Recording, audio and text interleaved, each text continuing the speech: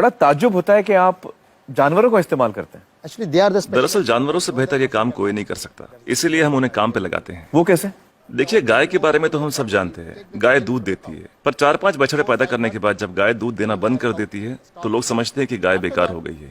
इसी तरह लोग कचरे को भी बेकार समझते हैं, पर माइनस और माइनस के मिलने पर ही प्लस बनता है। to minus always plus. बस इन दोनों चीजों को साथ में जोड़ने की जरूरत है। And every 4 hours we collect in the इसलिए हम सब्जी मार्केट से हर 4 घंटे में बचा हुआ माल उठाते हैं। fruit mandis.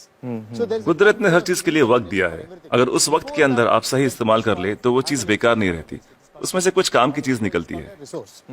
So the dry इसलिए हम अपने प्रोजेक्ट में गाय को अपॉइंट करते हैं, हर 35 किलो छिलकों के लिए एक गाय। उनका काम है इन सब्जियों के ताजे छिलकों को खाना, गोबर देना और फिर शेड में आराम करना, रिटायर्ड जिंदगी जीना।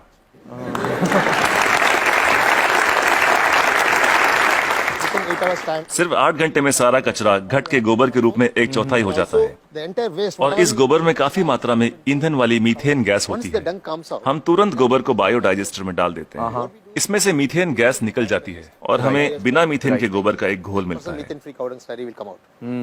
Immediately इसको हम तुरंत केचुओं के हवाले कर देते हैं। eaten by them and just केचुए उसे खा लेते हैं और उनके पेट से जो बाहर आता है उसे कहते हैं vermi cast. that's called vermicast. ये दुनिया की सबसे बेहतरीन खाद होती है। दुनिया की सबसे बेहतरीन खाद। इसे ब्लैक गोल्ड या काला सोना भी कहा जाता है। It can be directly खेती के लिए बहुत अच्छा है। अगर बैक्टीरिया वाले तरीके से खाद बनाएं तो इसमें 45 दिन लग जाते हैं। और यहाँ देखिए, सोमवार की सुबह 6 बजे माँ सब्जियां काटती है, 9 बजे गाड़ी आकर उसका बचा हुआ हिस्सा ले जाती है, 10:30 बजे हम वो गाय को दे देते हैं, शाम 6 बजे तक गोबर निकल आता we are है। getting the cow dung ready. Put in biodigester में गोबर से मीथेन निकाल ली जाती है और उसका घोल बचता है, उसे केचुए खा लेते हैं और तीसरे दिन सुबह तक यानी 72 घंटों से भी कम समय में ब्लैक गोल्ड मिल जाता है। खाद बनाने का ये दुनिया का सबसे तेज तरीका है, कोई मशीनें काम नहीं कर पाएगी, वो भी बिजली का इस्तेमाल किए बिना। Amazing, amazing. देखिए, आपके पास जो मोबाइल फोन है, चार्ज न करो तो बेकार है, टेक्नोलॉजी फेल हो जाती है, लेकिन गाय जो भी खाती है उससे एनर्जी बनाकर हमें देती है और गाय को रोज चार्ज भी नहीं करना charging पड़ता। the cow every day. और दूसरे जानवरों का इस्तेमाल कैसे होता है? मसलन मुर्गियां क्या करती हैं? जो सड़ी गली चीजें गाय को नहीं दे सकते उसे हम सीधा कॉम्पोस्ट पिट में डाल देते हैं, पर वहां उसमें मैगेट्स पैदा हो जाते हैं। Will come out. मैगेट्स मतलब वो छोटे छोटे कीड़े। छोटे कीड़े, ये कीड़े मुर्गियों को बहुत पसंद हैं, चुन चुन के खा लेती हैं और बदले में अगले दिन सुबह बेहतरीन अंडे देती हैं। जो लोग कीड़ों को देखकर मुंह बनाते हैं वो अगली सुबह उन अंडों से बने ऑमलेट को बड़े मजे लेकर खाते हैं। No technology can do this. कोई टेक्नोलॉजी, कोई मशीन ये नहीं कर पाएगी। No machine in the world. दुनिया में ऐसी कोई मशीन नहीं बनी जो कीड़े खाए और अंडे दे। बिल्कुल ठीक, बिल्कुल ठीक। But the chicken will also लेकिन हर चीज में जहाँ कुछ खूबियां होती हैं वहाँ कुछ खामियां भी होती हैं। positive and negative. Okay. मुर्गियों के साथ एक परेशानी है, आप चाहे पूरा दिन उनसे काम ना लें, आराम करने दें, In the daytime, फिर भी वो रात को काम नहीं करेंगी। night time, it never work. तो रात को कौन काम करता है? For that, रात we को हमें मेंढक को काम पर लगाना पड़ता है और वो सिर्फ नाइट ड्यूटी ही करते हैं। कुदरत का करिश्मा है, एक दूसरे की कमी को पूरा कर देते हैं, ना तनख्वाह मांगते हैं, ना बोनस, ना यूनियन बनाते हैं, ना हड़ताल करते हैं, बस अपने अपने काम में लगे रहते हैं। सही है, सही है। तो मुझे बताइए कि ये बतखें क्या करती हैं? duck's favorite food. बतख का पसंदीदा खाना है मछलियाँ। अब मछली बाजार का कचरा म्यूनिसिपैलिटी के लिए सरदर्द होता है, पर वही मछलियाँ बतख के लिए दावत हैं। तो अगर आप हर 3 घंटे में मछली बाजार का कचरा उठा के बतखों को दे दे तो ये तुरंत हजम कर लेंगी। 15-20 मिनट में सब कुछ सफाचट, और कचरा अगले दिन बतखों के खूबसूरत अंडों में तब्दील हो जाएगा। The whole thing will conduct in beautiful way. Normally the ducks will lay आमतौर पर बतखें हर महीने 8 से 10 अंडे देती हैं, लेकिन जब हम उन्हें मछलियों और दूसरे नॉनवेज की खुराक देते हैं तो 24-24 अंडे देना शुरू कर देती हैं। ओह, and if I have 20 ducks, then multiplied by yeah, we have हम हर 11 मादा पे एक नर बतख रखते हैं। duck on one male duck. why 11 female and 1 male? हमें तो अंडों से मतलब है, एक ही नर बतख काफी है।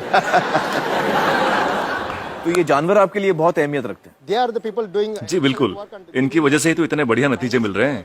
तो इस वक्त आप किसी प्रोजेक्ट पे काम कर रहे हैं? yeah, right now I'm working with Coimbatore.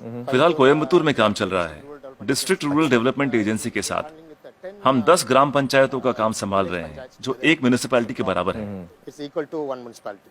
एक गांव में तो मैं समझ सकता हूं कि ये हो सकता है, क्योंकि वहां पर छोटे पैमाने पे करना है, लेकिन अगर बड़े पैमाने पे करना है, जैसे किसी शहर में करना है, आपका जो तरीका है, ये मुमकिन है? बड़ी म्यूनिसिपैलिटियों की दिक्कत यह है कि शहरों में जगह कम होती है, पर हमें कचरे को 100 किलोमीटर दूर ले जाने की जरूरत नहीं। ये काम हर वार्ड में होना चाहिए, इसलिए डिसेंट्रलाइज मेथड अपनाना बहुत जरूरी है।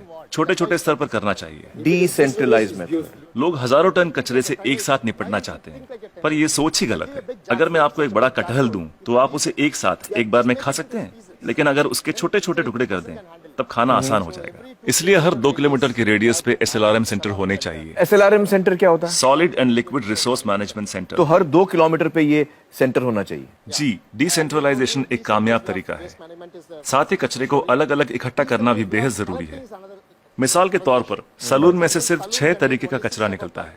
वो क्या है? महिलाओं के बाल, पुरुषों के बाल, ब्लेड, क्रीम लगे हुए पेपर या टिश्यू, आफ्टर शेव, कॉस्मेटिक्स वगैरह के डिब्बे और कुछ बचा हुआ खाना और फूल वगैरह। some flowers, other things. So we don't. हम नहीं चाहते कि ये चीजें बाकी का कचरा ले जा रहे ट्रक में मिलाई जाए। इसके लिए अलग गाड़ी होनी चाहिए। जैसे मुंबई में करीब 2000 सलून्स होंगे, 2000 saloons. एक गाड़ी सब जगह घूम के ले लेगी। हर इलाके के लिए एक छोटी गाड़ी। हाँ, अलग अलग एरिया के लिए अलग अलग गाड़ियां होंगी। हाँ। जी, सिर्फ सलून के लिए। दिन खत्म होने से पहले सब बिक जाएगा। आज की तारीख में दुनिया का सबसे कीमती कचरा है महिलाओं के बाल। 2500 रुपए प्रति किलो। वाह वाह। तो दिन भर का जो कचरा है, दिन खत्म होते होते वो इस्तेमाल भी हो जाएगा। अलग अलग इकट्ठा करें तो राज ये है, तरकीब ये है कि शुरुआत से ही मिक्स मत करो। जी, अलग अलग इकट्ठा करो और अलग अलग ही लेकर जाओ। तो आपके पास इसका पूरा प्लान है, मास्टर प्लान है? बिल्कुल है। वाह वाह। तो मुझे बताइए कि ये जो आपका मॉडल है, इसमें खर्चा कितना आता है? See, this is totally self-sustaining. देखिए, ये मॉडल अपना खर्च खुद निकाल लेता है। Experience, I'm telling you. मैं अपने तजुर्बे से कह सकता हूँ कि आपके घर के हर रोज के कचरे से 3 रुपए वसूले जा सकते हैं। Garbage. मतलब आप अगर मेरा कचरा लेंगे तो आप मुझे 3 रुपए देंगे? उसे 3 रुपयों में बदल सकता हूँ, 3 रुपए में तब्दील कर देंगे, बदल देंगे। और कचरा उठाने का कोई भी चार्ज लिए बिना। तो मुझे बताइए कि अगर मुंबई जैसे शहर की जिम्मेदारी आपको दी जाए कि इसको आप साफ कर दीजिए, तो आपको कितना समय लगेगा, कितना वक्त लगेगा आपको? कम से कम 18 महीने। मतलब 1.5 साल। तो मतलब 1.5 साल में आप मुंबई की काया पलट कर सकते हैं। Yes. जी, बिल्कुल कर सकते हैं। बहुत बहुत शुक्रिया श्रीनिवासन जी, बहुत ही कमाल के सुझाव आपने दिए हैं। बहुत बहुत शुक्रिया। Thank you so much.